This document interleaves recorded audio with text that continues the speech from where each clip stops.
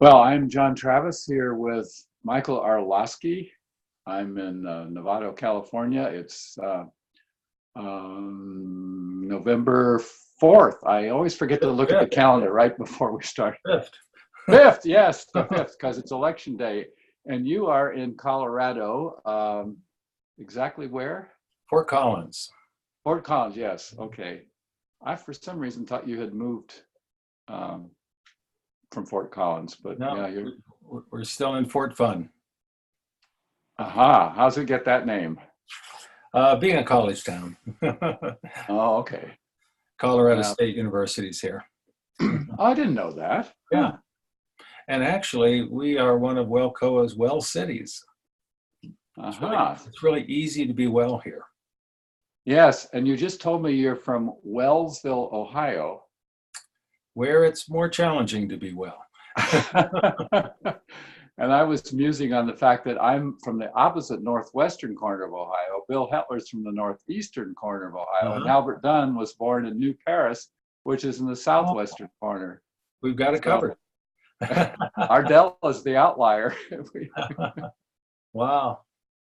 So now I'm here today to document your life and times. Who are you and why? And your your wisdom, your contributions, and so forth are presumably going to be available to the public, and I have been for a long time. But I want to get into the inner life of what makes Michael tick and why you decided to pursue this path, and going back to your earliest childhood, if you can recall any moments of aha. Yeah. Well, somehow I'm not surprised that you would go there. Why 'Cause, is that? well, I've always kind of described you as a medical doctor who probably really wanted to be more into psychiatry, psychology, in that direction, because you've always been fascinated with what makes people tick, what makes them who they are. You And I'd got have to, that? yeah, and I'd have to say that, yeah, that my childhood was very formative in that regard. I grew up in a kind of an unusual household because when my parents got married, my mother and dad moved in with my mother's parents. Ah, So I grew up as an only child in a household with four adults, and I wasn't at all spoiled, as they often think I was, people kind of assume that. Because everybody that, and my parents and grandparents had gone through the Great Depression, and the common line that I heard was, "You don't need that." But actually, they were wonderful, loving parents, very stable household, and I, uh, I grew up with a very fortunate situation also, because where the backyard stopped, the woods began on this eastern Ohio hillside and just went for miles. So I grew up extremely outdoors oriented, loved the outdoors. My parents and I would go to Canada every summer to fish. From age 15 to 19, I hunted small game, and I did a lot of camping, hiking, and then later on, as I got older, backpacking and wilderness adventure stuff that ramped up, quite a bit as I got older. But any siblings? no, an only child. Ah, Yeah. So, you know, um, when I started in college, I wanted to be a biology major. And I kind of almost had the point of view that animals were kinder and nicer than people. But yeah. I think partly because I went away to college, away from my hometown, I kind of got a fresh start. And I started to realize, hey, people are great. And I got more and more fascinated with them as I took a psychology class. And in fact, I got very fascinated with human behavior. I went to school at Adrian College, a very small church college in southern Michigan, my freshman year. They had an almost non-existent psychology department, so I went to Bowling Green to finish my last 3 years of undergrad, where they had a huge, very hardcore psychology department. But what counterbalanced the extreme research behavioral approach they had was the counseling center had psychologists that I could take classes with also, and they were running off to Esalen Institute every chance they got. Wow. And bringing back whatever Fritz Perls and everybody else taught them, and then they'd try it out on us. At BGSU in the, what, 70s? Yeah, they transformed the counseling center into a personal growth center. Wow, I had no idea. It was far out, man. Right on, man. So I was in encounter groups and all that good stuff, but it really was important for me because it really allowed me to face my fears. It really allowed me to realize what strength I really had that I maybe had been kind of denying a lot of my life. And, I'd always kind of been the last guy to get into a fight, kind of Mr. Nice Guy. And I realized more balance that I had in me. So it was very transformative. I got turned on to the whole human potential movement. I was studying Abraham Maslow and Carl Rogers and, Fritz Perls and all that. And that's really what laid the foundation for my interest later on in wellness, because for you and for all the other people that helped found the wellness movement, that human potential movement was foundational. For sure. Yeah, that's a big piece of it for me, although it didn't really translate into what became known as wellness, unfortunately. But Dunn was actually writing about Maslow and those guys in the 50s. Yeah. Yeah. Very cool. So what year did you graduate from BGSU? 1970. Okay. Yeah. Then I went after a counseling degree, a master's degree at University of Toledo. Right after that, I got married right after graduation from BGSU. And then... fellow classmate, or how did you... Yeah, a woman that I met right there at BGSU. And she and I... she was a teacher, and she started doing, elementary teaching there in the Toledo area. And I got my degree there, and then I worked for 2 years there in a adolescent treatment center. And that was what I call one of my castor oil experiences. It tasted terrible, but it was probably really good for me.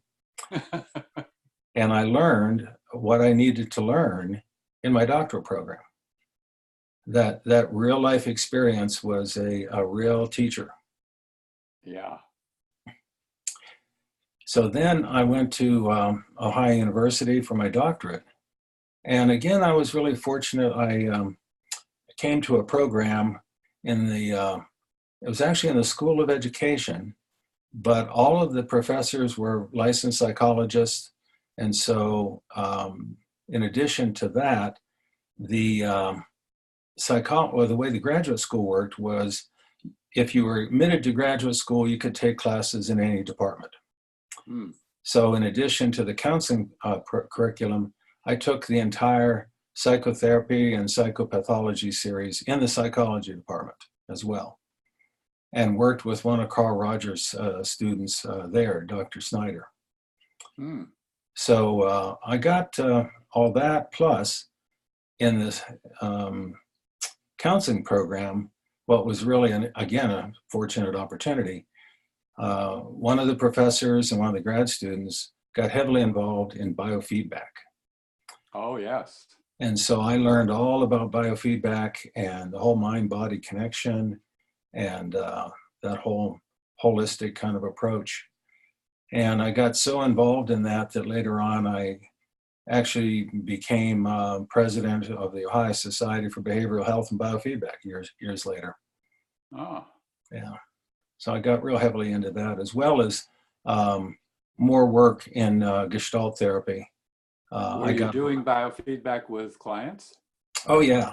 Yeah, I did a ton of work in with stress-related disorders, helping people with combination of therapy, relaxation training, and biofeedback. Worked with tons of different things, a lot of headaches, gastrointestinal issues, any way that stress could manifest. It was really fascinating stuff. I did that for years afterwards. Now, was that in a private practice or with the? Well, it started out after I got my doctorate. I got hired by 2 psychiatrists to help them in their private practice. But I was only 27 years old. And when you're only 27 years old and you're trying to attract private practice clients, it's not the easiest thing in the world. Also, I found that the medical community was not open to referring anybody to anybody from a psychological point of view, unless the person had to be hospitalized practically. So I wasn't getting referrals for the biofeedback work. And after about a year and a half, I realized it was time to go. And I got back into what I really wanted to do, and that was University Counseling Center work. And I got hired at Miami University in Oxford, Ohio. And I spent 11 years there. And that's where I really did a lot of stress-related disorder work, Gestalt therapy work, got heavily into Gestalt dream work, got training at the Gestalt Institute of Cleveland with Joseph Zinker and others. So all of that just kind of snowballed. But the coolest thing was at Miami University, and this is where it links to you. One day I got invited by our vice president for student affairs to go to this conference in Stevens Point, Wisconsin. Oh, yes, that one. And it turned out to be the very first one in 1978. So, or was it 77? I'm trying to remember. Yeah, I think it's 70. Well, the actual first one they called Wellness was the third one. They changed the name. Well, yeah, I think it was 75 was when they started. So it would have been 77, yeah. Yeah, so it was really kind of cool. Recently, someone looked up the enrollment of the very first conference, and I guess I was on there. So interesting. I wasn't.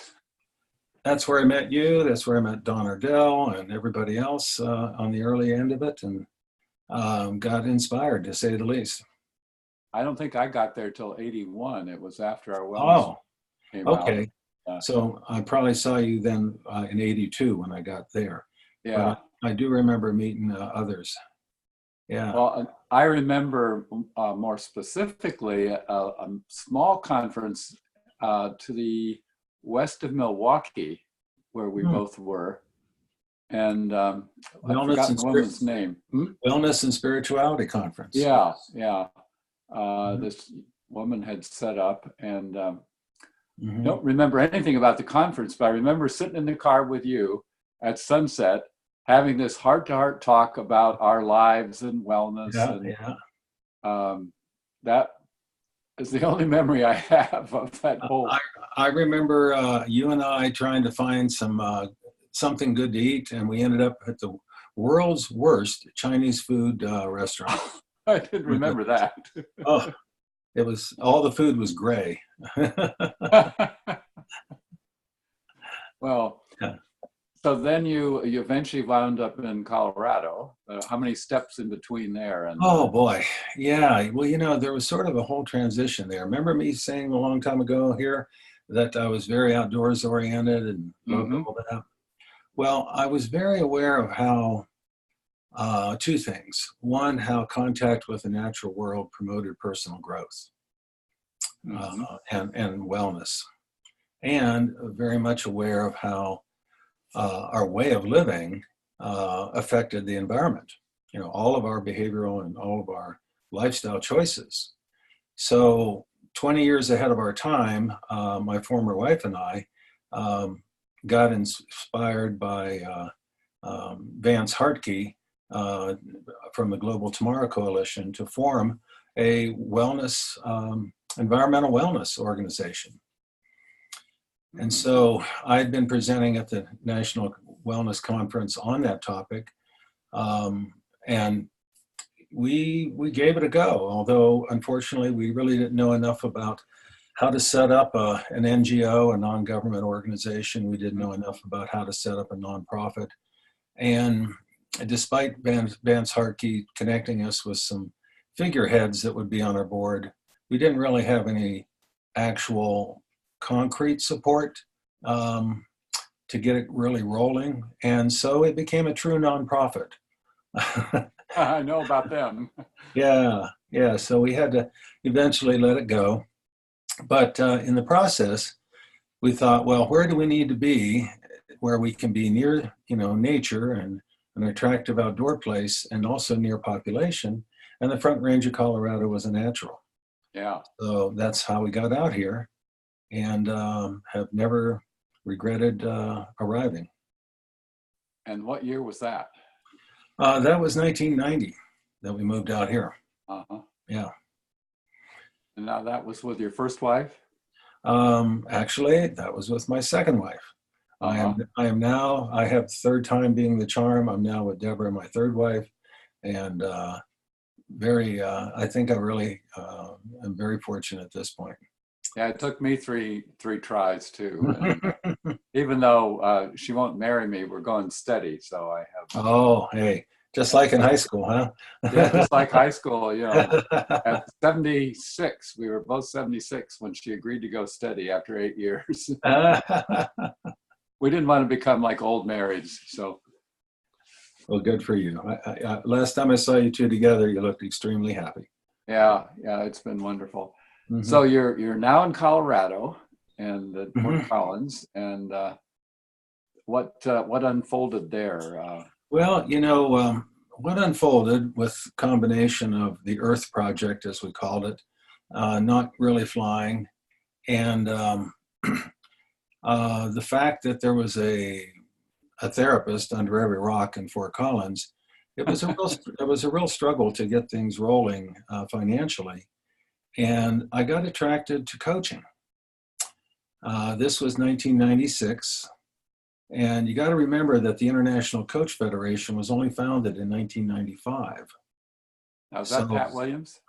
Well, he was actually one of the people. I don't know that he was one of the actual founders, but he was definitely one of the early board members. Uh-huh. Pat and I got to know each other in Fort Collins, and we've become lifelong friends ever since. We're really actually very close friends.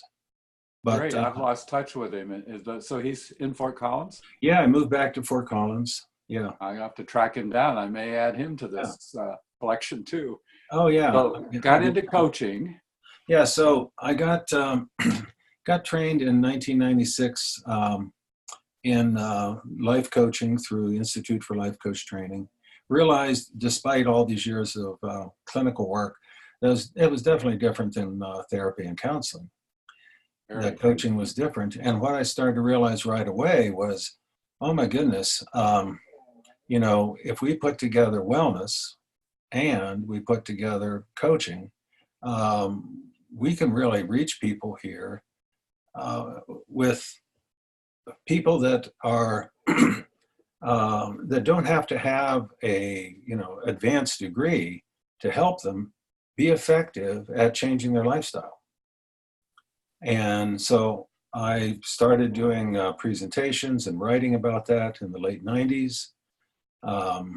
Really, I really think that, and most people do attribute this to me, I was really pretty much the first person to take the International Coach Federation core competencies of coaching and apply it to helping people be well, to health and wellness. And so in other words, real coaching, not just disease management or calling people up and asking if they took their medication, but real coaching combined with a focus on lifestyle improvement. And so I began doing that work then, and that's really been my passion. I think I've really found my calling there, and I established. Enormously successful, and now you're a big name in China, I hear. Yeah, I've been taking health and wellness coaching to China. Just did my 6th trip there. Um, and our company, Real Balance Global Wellness Services, has trained over 9,000 people all around the world. Wow. Yeah. Yeah, so that's been really quite amazing and quite rewarding. In 2006, my book, Wellness Coaching for Lasting Lifestyle Change, was published, and it's pretty much, I would say, if not the central book in the field, one of the 2 central books in the field of health and wellness coaching, used by not only our program, but by many universities and other coach training schools, actually. Ah, wonderful. And I've got a new one coming out, hopefully the beginning of this new year, and on more advanced book on what I'm calling masterful health and wellness coaching. Ah, Mhm. and it sounds like a lot of administrative work there as well. Oh, How do you do it all? well, fortunately, that's where I have someone that does all the really important things in the company, and that would be my wife, Deborah. I noticed that, yes. And I've got to attribute really the success of the company to her. She's a great systems thinker. She's got an MSW and a whole background of establishing community service organizations, and really was able to really get us to go from me doing training to my company really becoming a school of coaching. It really made that transition. Is that a bird I hear in the background? Oh yeah, yeah, we've got a great Or- backyard. uh-huh. Not a caged bird in there. No, it's a blue jay, and fortunately only Oh, one squawking right now. oh, now I can tell it's a jay. Yeah, we Yeah. get these jays around here get pretty loud. Hmm. So, what else can you tell us about your wild and wonderful life, and where you're headed? What excites you? Other than your work, are you a skier? But I guess being in the mountains there, or Well, you know, I something that's always kind of affected my life is the fact that I have scoliosis, and mm, so I've stayed away from certain sports that might create injuries that would be difficult to recover from. mm-hmm. So I've never done anything too crazy, wild and crazy. Although when I think of some of the backcountry, cross-country skiing I've done, I probably shouldn't have done some of those things. But no, really, I would say a central part of my life for the last 30 years has been practicing Tai Chi. Uh-huh. And that's something that I do on a regular basis. I just practice the very simple 24 forms, Yang style. I've never gotten into the real extreme advanced 144 form type of practices or anything like that. But it's always been amazing to me how it has shown up for me in my life. There's been times where that sense of balance has been kind of remarkable to me in certain situations, outdoor situations in particular. Um, it's it's very compatible actually with the way that I coach, because I coach in a very centered sort of way. Uh-huh. And some of those Taoist principles of philosophy, not religion, but philosophy, actually really apply to coaching. And I've always found some real fascination with that. Fascinating. And you Yeah. mentioned outdoors. How does that relate to your outdoors interest? Well, um, it's a lot about awareness, which goes back to some of my Gestalt stuff anyway. But um, something that I've always, and maybe being an only child and hiking in the woods alone is something I've always been comfortable with. But I've always learned to really notice, to really observe, to really constantly be scanning, And something that I was writing about in my new book was, when we talk about teaching people how to listen, it's a lot like that. It's Mm. listening with all your senses so that you're constantly scanning what you're seeing, hearing, feeling, what you're being aware of on all levels. And a lot of that, I think, came from my practice of noticing things in the natural world. Mm-hmm. Yeah. Being present. Yeah, it's very, very much that. Mhm. Yeah. So, Yeah, so I'm going to continue, as much as I can to, be out there hiking, and I've always done canoeing, but I've picked up kayaking, lake kayaking, not whitewater. uh-huh. Don't want to kiss a rock, but Deb and I both kayak, and it's been fun. Really enjoy international travel a ton. Really enjoy other cultures and being Where in. besides China have you had any time in?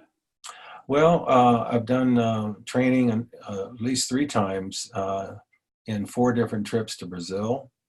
Uh, Oh, and also I've done training 3 different times in Ireland. We actually have trainers there now. mm-hmm. Also the UK.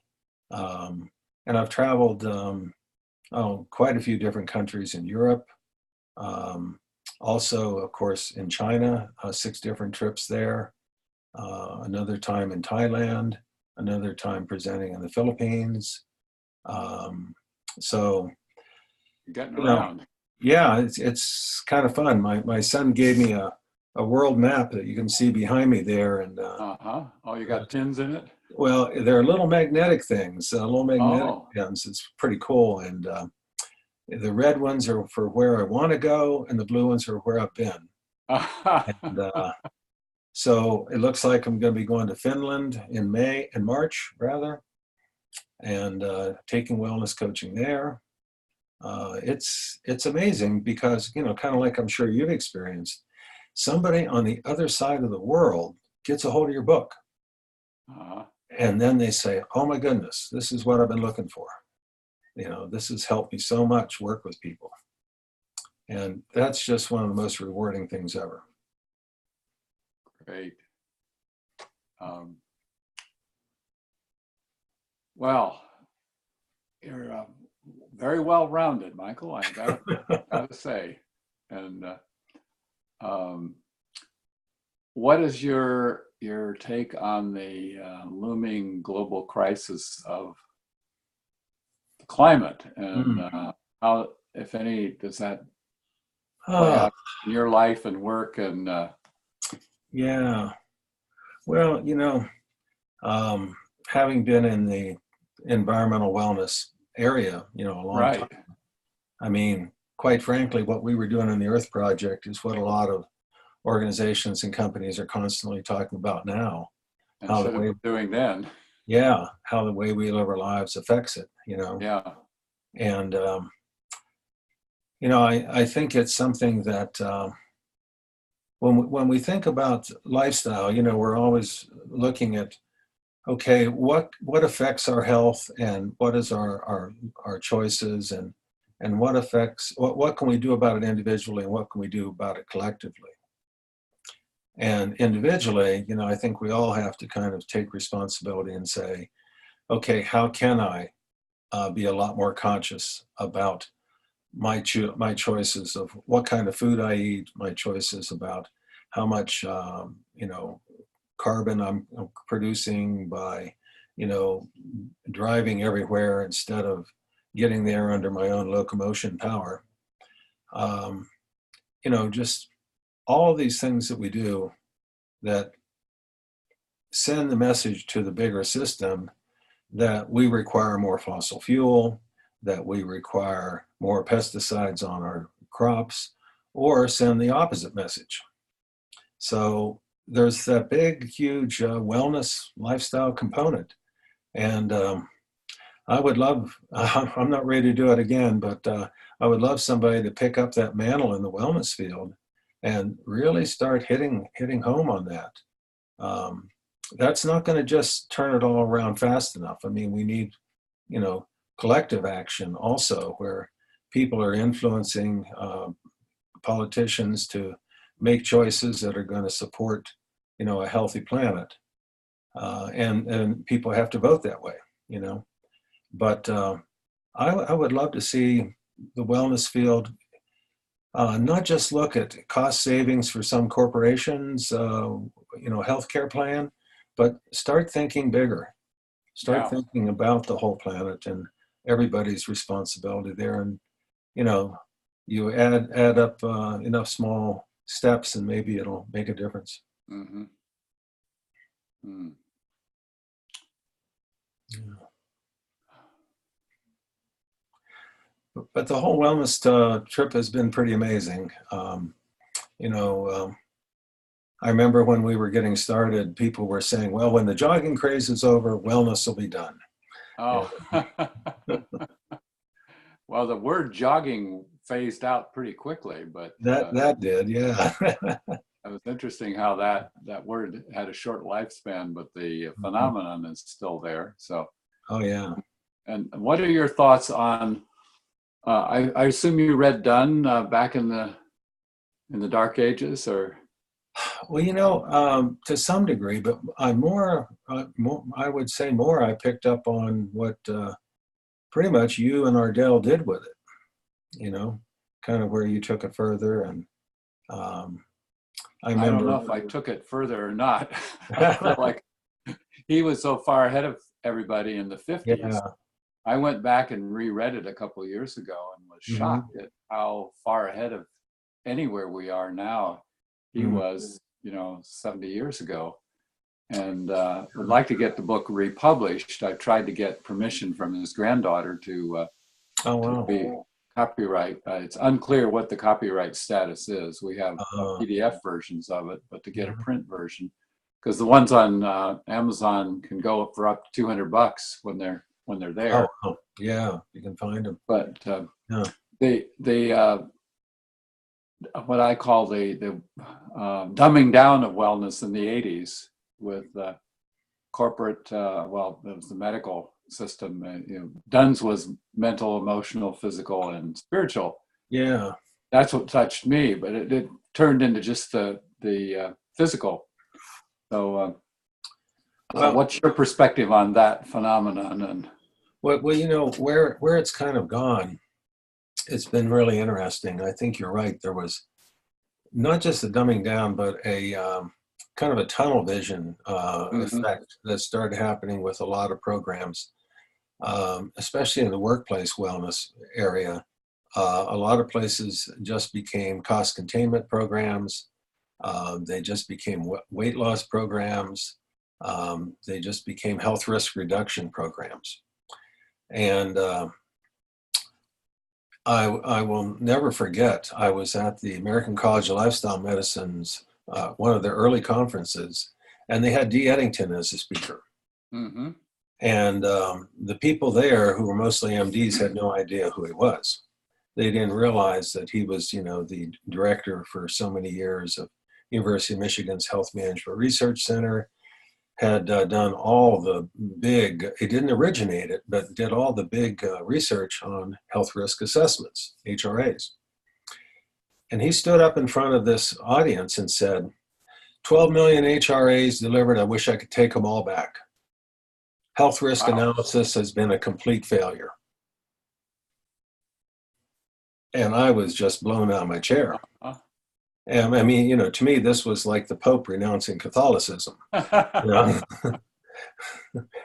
And he went on to say stuff that, you know, would be, you know, kind to your ears as well as mine, you know, saying if it had worked, if this scaring people to be well by saying, if you don't, all these bad things are going to happen, it didn't work. To instead say, you've got to really promote wellness. You've got to promote the positive side of this, a way of living that's positive and sustainable. And, you know, it was, it was just driving home how wellness programs too often, not all of them, there's some exceptional ones out there, but too often had reduced themselves down to just an HRA and biometric screening and not much else. And of course, that's what gave the RAND study and some of the other critics a lot of fodder to fire shots at with us or at us. And I think what came along then was this term well-being. And right, that's coming into vogue, yes. Oh, yeah, big time. And I thought, when I first heard someone present on that, they were kind of contrasting wellness and well-being. And quite frankly, it was at the National Wellness Conference, and me and some of the old timers were sitting in the back, kind of scoffing at this presenter, saying, "What is she talking about?" When what she's calling well-being is what we've been calling whole person wellness the entire time. Yeah. But the reality is a lot of programs have gotten away from whole person wellness. Yeah. They have become, these narrow programs like you're talking about. And maybe we had to rename it a bit to get people to think about the whole person again. So hence we have all these well-being programs. Yeah, and to me, the positive psychology movement addressed more of the issues that got dropped out than about anything else around. I'm fascinated with your report about Dee Eddington. In that I did a computerized HRA. It was the second one. Someone had done it in San Diego in the early 70s, and I did it for my thesis at Hopkins for my residency in preventive medicine for the US government. And very quickly saw we could scare people with it, but it wasn't changing behavior. And that's what led to making up the wellness inventory in 1975. So just, I said I pulled it out of my rear end. It was like, just sat down and started writing these questions that seemed kind of non-medical. And eventually, I sold 50 copies the first year. Yeah. Well, we have every single one of our students have an opportunity to take that for free so that they get turned on to the wellness inventory. Because I agree, it's so much more positively oriented. Just taking it is almost like a tutorial in healthy behaviors. That was really the intent. People wanted to know if it was validated and, the reliability. And because my goal was to teach more than to evaluate. The obvious answer, the answer was obvious, and which was upsetting to the psychometrist, but that's the way it was. So I haven't heard, is Dee Eddington still alive? Oh yeah, very much so. He retired from the University of Michigan, and he's out in the Northwest somewhere, isn't he? I think if you look at eddingtonassociates.com, you can, run him down. Yeah, I want to get him on here too. Thanks for that reminder, because we had brief crossing paths, but that's a great statement. It just totally blew me away. But one of the things we found in coaching is that the negative, what we call fear-based motivation gets people started, but it's hard to make it last. I often joke around and say that a lot of these chronic illnesses don't kill us fast enough. Oh, that's brilliant. They're kind of slow and sneaky, and somebody with heart disease can go eat a richly marbled steak and feel just fine. So it's tricky stuff, but the thing that I've really learned about motivation is, and maybe I learned this when I was working at the Adolescent Treatment Center, is I can't motivate anybody to do anything. But can I help them discover the motivation that's going to work for them? And can I help them capitalize on it and weave it into a wellness plan that they can really be successful with? You mentioned the lifestyle medicine, which I was only dimly aware of until I discovered my neighbor in Australia started the Australian version of it, John Stevens, who I'm going to interview. but I don't know the history. And like, it seems like a more palatable word or Oh, term for the medical people. oh, yeah.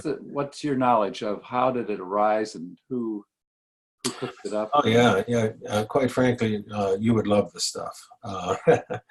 Um, you know, it really, a lot of it came out of um, the people at Loma Linda University, the Right. Seventh-day Adventist University, Yeah. because they were really very much, into lifestyle. They're actually identified as one of the blue zones, Right. and all that. Um, and but yet they weren't just saying, okay, you've got to be an Adventist and you've got to be a vegetarian, you've got to do this and got to do that. They really were looking at, okay, how does lifestyle really affect the course of an illness? And there was already a lot of research about that, and they started accumulating that. They formed the American College of Lifestyle Medicine. And this group, started out kind of slow, but then it gained momentum really fast. I went to a conference about 5 years ago. They only had like 250 people there. The next year, 500. The next year, 1,000. And now they're capping the conference at 1,500. And Wow. I just presented at it for the third time just a week or two ago, actually. And um, what's been interesting in that regard is myself and Margaret Moore from Well Coaches, the two of us have been presenting there a number of times, and I think have really helped to influence how the awareness of how behavioral health is. Um, there's many factors that go into determining health, but as we know, and why we've been doing this wellness stuff for over 40 years, is so much of it does come down to lifestyle behavior. And what we've discovered is it's not just about prevention, it's really about changing lifestyle in order to treat the illness. So their emphasis in lifestyle medicine is the treatment using lifestyle behavioral change as a methodology to make that happen. Oh, okay. And originally they were just kind of thinking, well, this was my impression anyway. A lot of the emphasis was on, oh, if we prescribe the right diet, like Dean Ornish, Caldwell Esselstyn, et cetera, that's lifestyle medicine. And they've since, really, really expanded and realized there's a lot more to it. It's not just eating right, it's all the other factors. Exercise as medicine has been part of it. Managing stress, sleep, all things that we work with health and wellness coaching.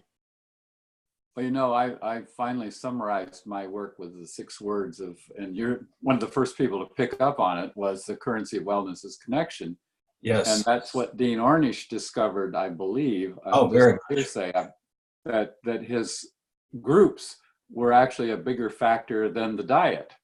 Yeah, All this. absolutely essential. So have they figured that out in lifestyle medicine? Oh, very much. Ornish presents at this conference every year. Mm-hmm. And I remember a year or two ago, I heard him present, and he talked for 2 hours.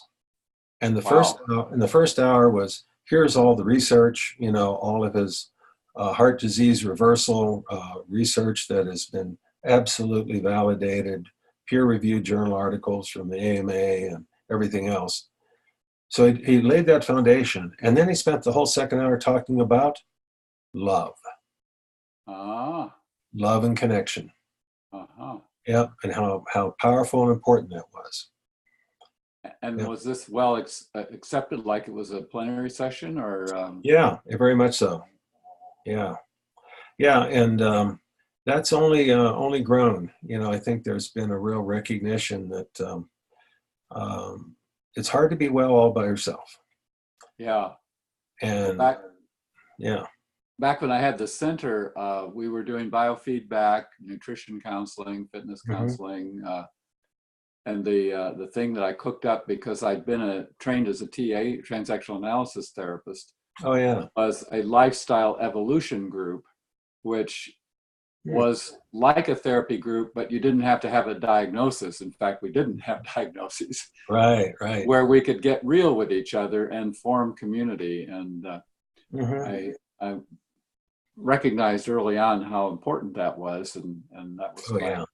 effort to do it. We also, the term coaching hadn't been invented yet, other Right. than sports. I Yeah. think it Werner Erhard and the S training landmark that started using the term, and Bobby Burdette, my Mhm. left-hand woman, I was a right-hand man, Mhm. started doing what we called wellness facilitating. And Mhm. then eventually, she was the one that introduced me to the term coaching, and became a coach herself. But Oh, yeah. those early days, we didn't really know what we were getting into. But I think where you started, and where a lot of wellness programs have found they have to kind of get back to, is a way to individualize wellness. There's been, as you know, a long history of how can we influence entire populations through public health programs? How can companies influence through employee wellness programs? We worked like the work of Robert Allen, emphasis on peer health norms. We've tried all these big group approaches as well as a ton of education, but a lot of it has been coming around, and what has really transformed the wellness field is a coach approach to individualizing it, because you're always going to have an individual who says, okay, what do I do? Mm-hmm. Okay, I need a plan here because I don't like my health and the way I'm living. And I know the way I'm living is working against me instead of for me, but it is so hard to change. How do I do that? Mm. And that one-on-one consultation, where you're doing more than just saying, well, here's what your cholesterol means, and here's what your blood pressure means. Maybe you're even doing more than interpreting an HRA or the wellness inventory. But it's not just interpreting it, but it's how do you interpret it? Mm-hmm. That's where the coaching piece comes in. That's where the coaching piece takes people from what they need to do to how they need to do it. Mm. See, we've been focusing on what to do so much. You know what? We know. We pretty The much HRA, know. I knew that in the 70s. Of course, people know what they need to do, Yeah. but why don't they do it? And yeah, so we're going to equip them with a how to do it and with an ally. The metaphor I use a lot is a mountain guide. And I always say, if you had some big mountain you never got to the top of, mount smoking cessation, mount healthy weight, mount stress management or whatever, you'd always gone part way up, turned around, and had to come back down. Mm. What we tend to do in healthcare is we get people ready at the bottom of the mountain. We help them, get all the equipment they need in their backpack, help prepare them with health education. We maybe analyze their fitness and analyze how they're doing. Maybe we even, go so far as to tell them what to do and what route to take. But then we pat them on the back and say, okay, good luck. See you later. And they have to go up by themselves again. Great analogy. Yeah. And a mountain guide, if you were smart, you'd hire yourself a mountain guide to go up a mountain you'd never been able to climb. Yeah. That goes up the mountain with you through the behavioral change process. Because Yes. what we found is that most people know how to be successful at lifestyle improvement. They don't know how to maintain it. Mm-hmm. They hit something in their life that's, a challenge. They slip on the banana peel and they tumble back down the staircase of, stages of change. And if you've got somebody who is there with you, you can keep going. You can find a way through that barrier. You can have a plan that you can rely on, that's flexible, but where there's accountability. So you're really following it. You're checking in. You're getting support. You're getting feedback, and you're working through those barriers. So that's how it works. Yeah. Wow. Well, we've covered quite a bit of the waterfront. Uh, I want to wrap up this portion of it as soon as you feel like you've exhausted your supply of who are you and why. And I'd like to try out an idea that I'm doing a presentation on tonight just to see how it flies with you and Sure. maybe use that as a separate recording. But do you have any parting words for the masses out there we hope will watch this someday? Well, there's kind of two groups in those masses. One is everybody, and the other is people in healthcare, wellness, all those related fields. To that group, I want to say, you know what? Everybody wants to be well. And you may see somebody who doesn't have that appearance, but deep down, they really do want to be healthy and well. And a concept that you've got to really look at is self-efficacy. To what degree do they believe that two things, that all this wellness stuff is going to make any difference anyway? And to what degree do they believe that they can accomplish it or be successful at it? If they've had a lot of failure experiences, their self-efficacy is really low, and you have to help them build it back up. You really do. And you have to truly meet people where they're at. Not everybody's ready to just take action. You have to get them there. The Prochaskas, who I've become really good friends with, say that on any given behavior, only 20% of the people are in the action stage. The other 80% are not. Interesting. They are either in pre-contemplation, contemplation, where they're just thinking about it, or preparing to change, but they're not ready to just jump and start a walking program tomorrow or change their diet next week. Yeah. And we've got to accept that and work with them. We've got to work with 100% of the people. And to everybody out there, I would say, you're not in this alone. And it isn't just willpower. It is really about rewiring your brain to, have a whole new set of behaviors and habits. And that process can be done a whole lot easier in community with others, or at least with an ally. Yes. And that's what a coach is. And the enormous pressure of the culture that we don't even recognize, like the fish doesn't see water, that we're enmeshed in and driven by corporate interests and advertising and all of the non-wellness other interests in the background that are largely invisible, insidiously invisible, which that's I'm not even sure how to tackle that one. Well, I think the route there is all the stuff that we hear about now with mindfulness. It's really the same stuff we were talking about back in the early 70s and late 60s about consciousness and conscious living. My definition of wellness is living your life consciously in ways that enhance your health and well-being. So it's about consciously deciding all these little decisions. It's about consciously being aware of yourself and what you're doing. And when you're not, then you're easy prey for all these influences you're talking about. Yeah.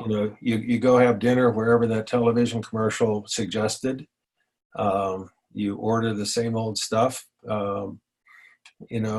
because of other influences. You worry about your appearance to such a ridiculous degree because all these factors have been pushing it at you for how many years? What do they say? 80% of the people on television have a body type found in only 20% of the population. At least, yes, yeah. So, getting comfortable inside your own skin, but being honest with yourself Mhm. about your health and your wellness, and I guess realizing that there is a way to change um, and be successful. I think Yeah. that's the message for people that have been so discouraged. And the whole concept of Sheldrake's morphogenetic fields that are channeled through culture and Mm, the subtle levels of that. That's to me an intriguing area of mm, exploration. So, well, I think we can wrap up this portion, and I want to thank you for sharing so much about your life, Michael, and mm. who you are and why, and what makes you tick, and Yeah. what Well, you've contributed. I appreciate you asking because most of the time when you're interviewed, it's mostly just on the professional accomplishment level and all that stuff. But you Yeah, know, like all of us, we all started out, the same way in this world, and had all those early influences that made a difference, and kind of formed that path that we ended up taking. yes. So I Well, thank appreciate you asking that stuff and inquiring and honoring me to be part of this project. Well, I couldn't have done it without you, Michael. So